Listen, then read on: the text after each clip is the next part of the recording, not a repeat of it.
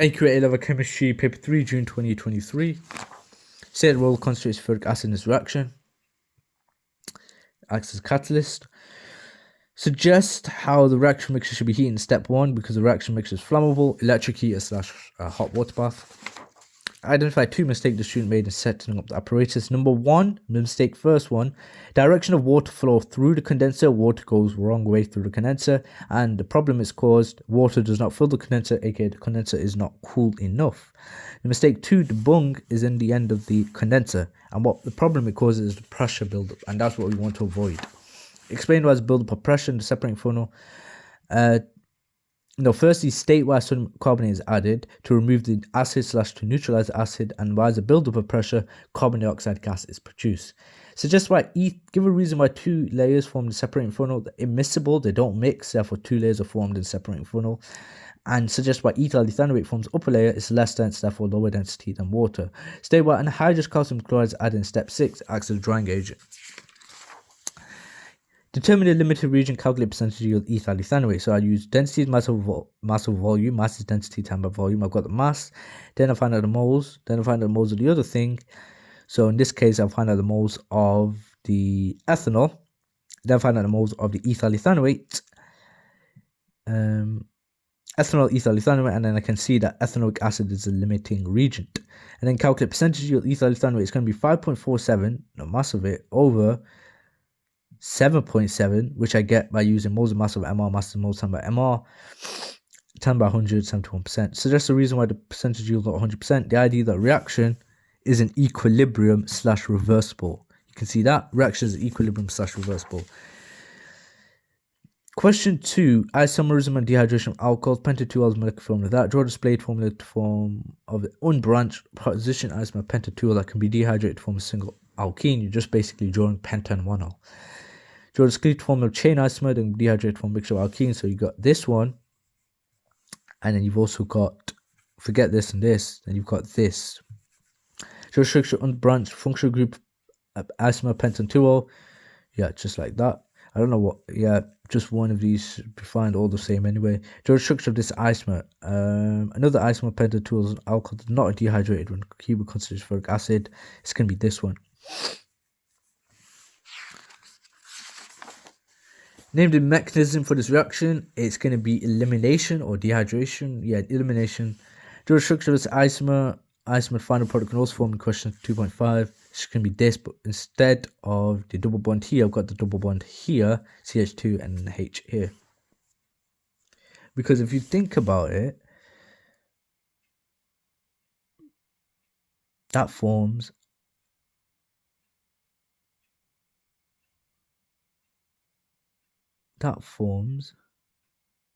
yeah, you can form that as well.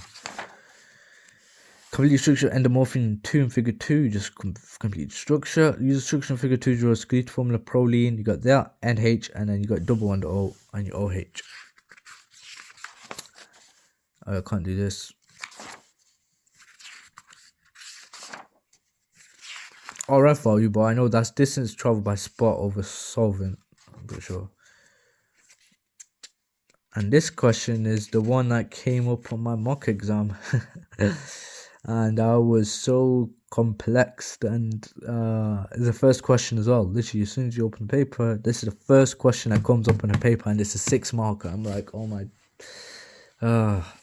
But the question was removed because we haven't even gone through the content. That's why there's these tests and excess and all that. So that makes sense.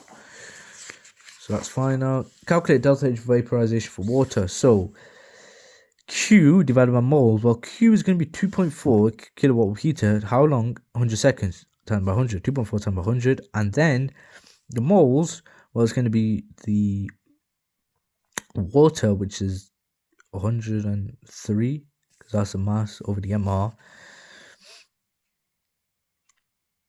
And yeah, and then I get delta H vaporization. Explain why all 3 molecules are polar and why ethyl amine is at least polar. Well, oxygen negative or more electronegative than carbon.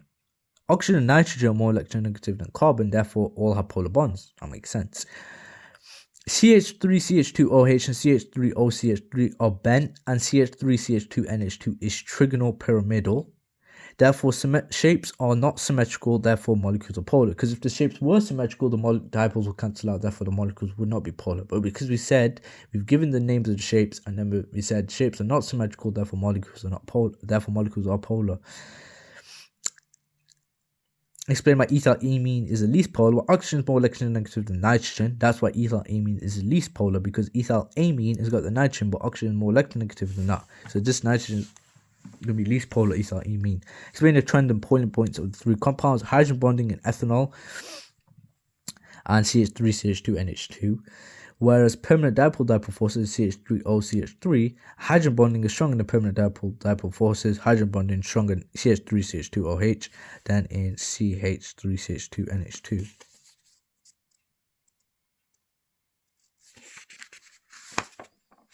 I think I should say then in CH3OCH3, pretty sure, yeah. Show by calculation my calcium hydroxide excess. These are very simple questions, but this part, when I looked at the mark scheme, I was like, oh, so you need to give that part as well. Because a lot of them, show by calculation, a lot of students would be like, okay, show by calculation, I'll find the moles, that's it. That's what I would do. But you need to add an extra part. So find out moles, concentration, volume, 0.01, find out moles, mass of MR. Then you need to say that the idea that 0.01 moles of HCl requires 0.005 moles of calcium hydroxide, therefore calcium hydroxide is in excess. Then it says, calculate pH of the solution. I'm given Kw, expression, so I'd write that down. I want to find out pH, so concentration H+, because pH is minus log 10, concentration H+. Then Kw, I'm given that. Concentration OH minus, well, I'm given the concentration in grams per dm minus cubed. How do I convert from grams per dm minus cubed into moles per dm minus cubed? That's probably the hardest part of this question. So grams per dm minus cubed to moles per dm minus cubed, I divide by the MR, and I've written it again to just reinforce it. So it's going to be 0.40 divided by the MR of calcium hydroxide. And you've got that. You find out concentration H plus, and then use pH in minus log 10 concentration H plus. You get the pH.